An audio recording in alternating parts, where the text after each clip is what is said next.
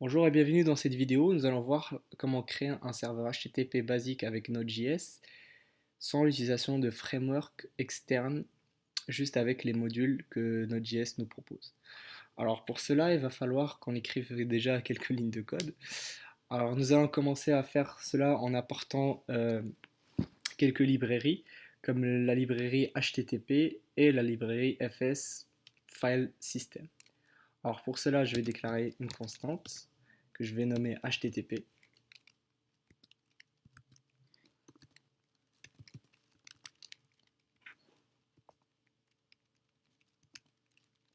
Comme ceci.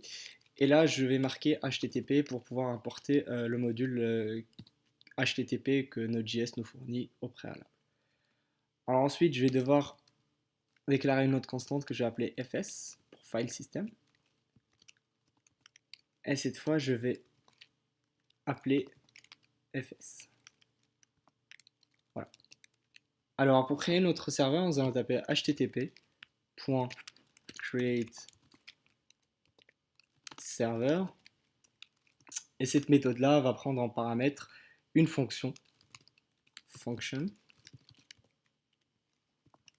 qui elle aussi va prendre en paramètre la requête et la réponse. Alors ça va être la requête qui est envoyée par l'utilisateur et ceci va être la réponse qu'on doit générer pour l'utilisateur. Alors ensuite, ce qu'on va en faire, c'est que hop, on va générer une réponse en tapant response.end et nous allons juste écrire ici hello world. Voilà. Alors ensuite, nous devons spécifier le port où Node.js va écouter pour les requêtes HTTP. Alors pour cela, je vais stocker tout cela dans une variable que je vais appeler serveur. Et ensuite, ici, je vais venir et je vais taper serveur.listen et je vais spécifier le port. Ici, je vais choisir le port 3000.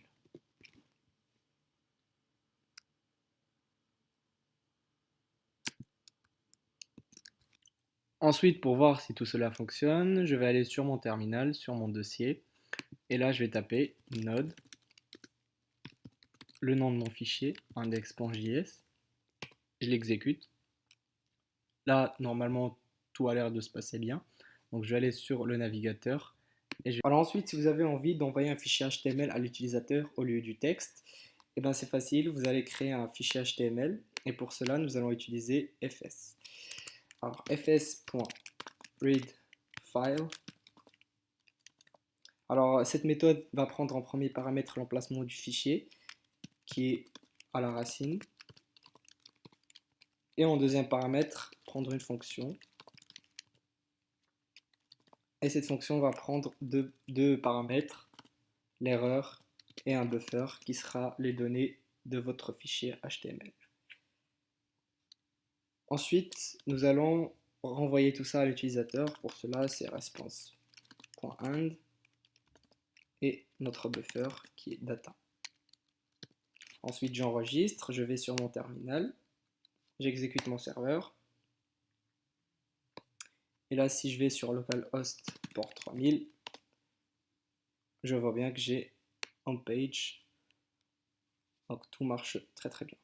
Alors maintenant, si je veux créer des routes pour que l'utilisateur puisse taper l'URL adéquat et tomber sur la bonne page, je peux utiliser des conditions. Alors pour cela, je vais utiliser la condition if request.url est égal à la racine. Je vais, excusez-moi, je vais afficher ceci. Voilà. Ensuite, je vais sur mon serveur. J'exécute mon serveur. Je vais sur ma page. Je tape localhost slash et normalement là je dois avoir la page home. Alors si bien sûr je change ceci par slash home et que j'enregistre, il va falloir que je coupe le serveur et que je le réactive, voilà, et que je rafraîchis, le serveur ne trouve pas de page. Vu que j'ai changé l'URL, si je tape maintenant home et que je marque entrée, il va m'afficher la page. Alors, encore plus fort, si on a envie Alors, encore plus fort, si cette fois j'ai envie d'afficher plusieurs pages en fonction de ce que l'utilisateur tape et afficher une page erreur 404 si la page n'existe pas, je peux utiliser la condition switch. Pour cela, je vais enlever ça et je vais taper switch. Donc request.url. Ensuite ici, je vais dire que pour le slash, ça va être la page d'accueil. Donc je copie ça et je le colle ici. Ensuite, si j'ai envie d'envoyer une page 404 à l'utilisateur, si la route ne correspond à aucun fichier, je peux venir ici et envoyer une page 404. Voilà, parfait. Donc si j'enregistre, je vais supprimer ça, ça sert plus à rien. Si j'enregistre et que je redémarre le serveur, je vais sur mon navigateur, je vais sur la racine du site, je tombe bien sur homepage. Si je tape un URL qui n'existe pas, je tombe bien sur page 404. Alors maintenant, si j'ai envie de rajouter une autre condition, je peux très bien le faire. Donc, case slash about.